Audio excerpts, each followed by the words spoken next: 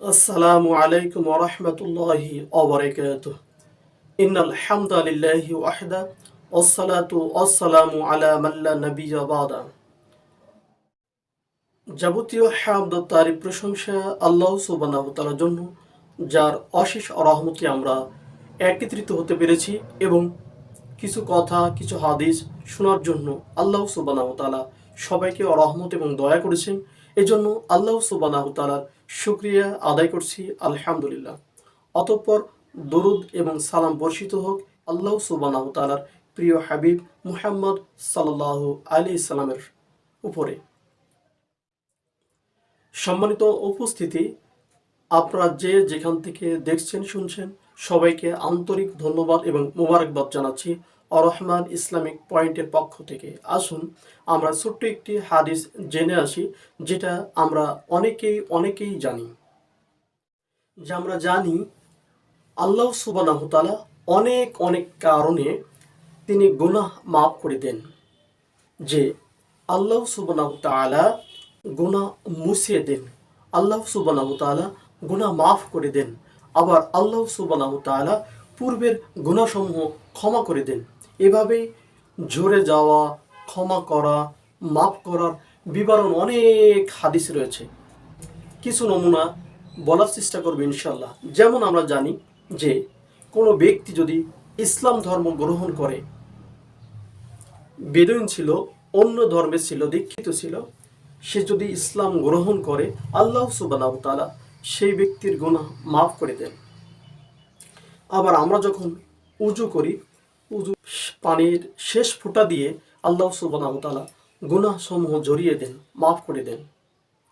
আবার কেউ যদি অন্যায় অপকর্ম, বিভিন্ন সুদ, ঘুষ, রাহাজানি ইত্যাদি কর্ম করতে করতে একদিন তওবা ইস্তেগফার করে ফিরে আসে, আল্লাহ সুবহানাহু ওয়া তাআলা তাকেও মাফ করে দেন, ক্ষমা করে দেন। বলছিলাম যে অবশ্যই যদি আমরা উজু করি, সেই উজুর শেষ বিন্দু পানি দিয়ে, শেষ বিন্দু পানির মাধ্যমে গুনাহসমূহ ঝরে দেন, আল্লাহ সুবহানাহু ওয়া তাআলা তাকে ক্ষমা করে দেন। এই গুনাহ মুছে দেওয়ার বাস্তব একটা উদাহরণ হলো, একটা উপমা হলো, যে তুলনা হলো একটি গাছের পাতা ঝরে যাওয়ার মতো। ঠিক পাপ মোচনের একটা গভীর ইসলামিক ধারণাকে বাস্তব রূপ দেওয়া। এই উপমাটা, তুলনাটা মূলত ক্ষমাশীলতা এবং পাপ মোচনের একটা গভীর ইসলামিক ধারণাকে বাস্তব রূপ দেওয়া। যেমন এখানে আরেকটি বলা হয় যে মুমিনের দৃষ্টান্ত বা ইমানের দৃষ্টান্ত এক খেজুর গাছের মতো, যেখানে মজবুত এবং অটল থাকে। সেটা হলো মুমিনের দৃষ্টান্ত মজবুতি হিসাবে বোঝানো হয়েছে। যেমন কেউ দান করলো, সে দান করে যদি খোঁটা দেয়, মানুষকে বলে বেড়ায়, কষ্ট দেয়, ঠিক আল্লাহ সুবহানাহু ওয়া তাআলা উদাহরণ দিয়েছেন একটা মসৃণ পাথরের পরে ধুলাবাড়ি পড়লো, এরপরে আকাশ থেকে প্রবল বৃষ্টি এসে তা ধুয়ে সাফ করে গেল। তাহলে এখানে একটা ধুলা বালির সাথে তুলনা করা হয়েছে। ঠিক তেমনই আর একটি নেকির কাজ কখনো বোঝানো হয়েছে পাহাড় সমতুল্য, কখনো বোঝানো হয়েছে বড় লাল উটনি, গর্ভধারিণী লাল উটনির মতো, কখনো বোঝানো হয়েছে গরু এবং ছাগলের মতো, কখনো এই নেকিকে বোঝানো হয়েছে যে দাসকে মুক্ত করে দেওয়ার যে নেকি। এভাবেই অনেক জায়গায় হাদিসে মুহাম্মদ সাল্লাল্লাহু আলাইহি সাল্লাম বলছেন যে নেকি এবং গুনাহ বোঝানোর জন্য এক একটা উদাহরণ, উপমা স্থাপন করেছেন বোঝানোর জন্য। তাই মুহাম্মদ সাল্লাল্লাহু আলাইহি সাল্লাম এই সমস্ত উপমা দিয়েছেন শুধুমাত্র বোঝানোর জন্য। আসুন আমরা সেখানেও কিছু গাছের পাতা ঝরে যাওয়ার দৃষ্টান্ত সেটা আপনাদের সামনে তুলে ধরার চেষ্টা করি। যে শীতকালে কিছু গাছের পাতা পরে, এটা স্বাভাবিক, ঝরে যায়, এটা স্বাভাবিক। আবার নতুন করে এবং স্বাভাবিক বৃদ্ধির জন্য পুরাতন পাতা ঝরে নতুন পাতার কুঁড়ি গজায়।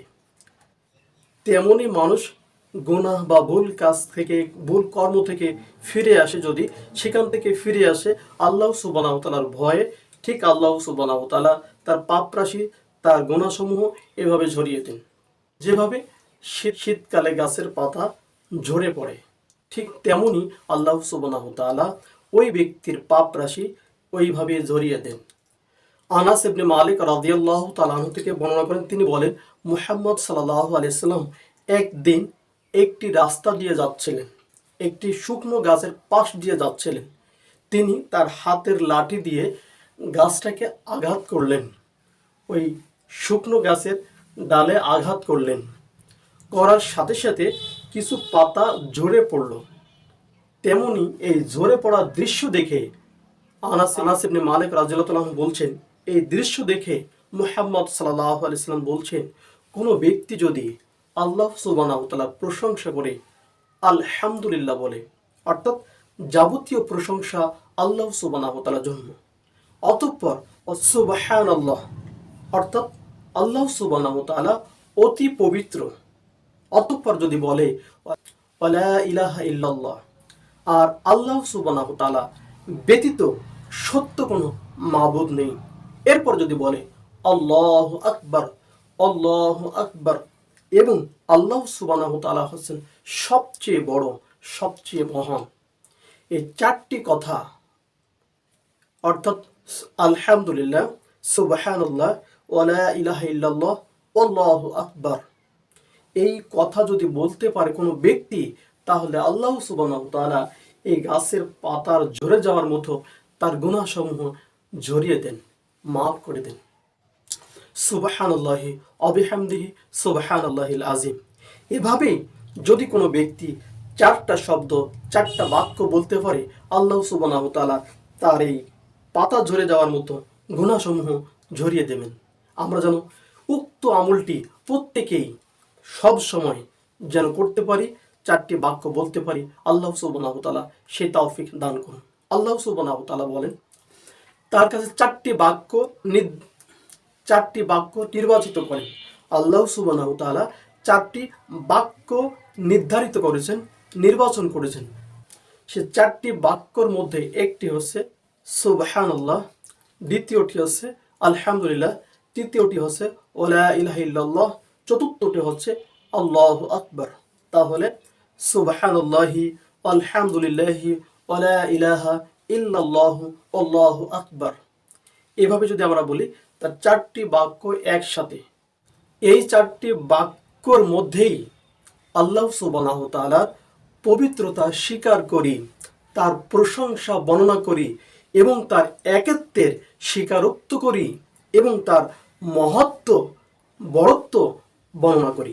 তাই যে ব্যক্তি এই কথাগুলো অন্তর থেকে, মন থেকে আল্লাহ সুবহানাহু ওয়া তাআলার পবিত্রতা, প্রশংসা এবং একাত্বের এবং মহত্বের পরিচয় দিবে, বলবে, অবশ্যই আল্লাহ সুবহানাহু ওয়া তাআলা তার পাপ রাশিগুলো এভাবে ঝরিয়ে দিবেন। আসুন আমরা চারটি বাক্য আয়ত্ত করি, আমল করি, অপরকে শেখানোর জন্য চেষ্টা করি। আল্লাহ সুবহানাহু ওয়া তাআলা সবাইকে এই বাক্যের প্রতি অটুট থেকে আমল করার তৌফিক দান করুন। আল্লাহুম্মা আমিন। আসসালামু আলাইকুম ওয়া রাহমাতুল্লাহ।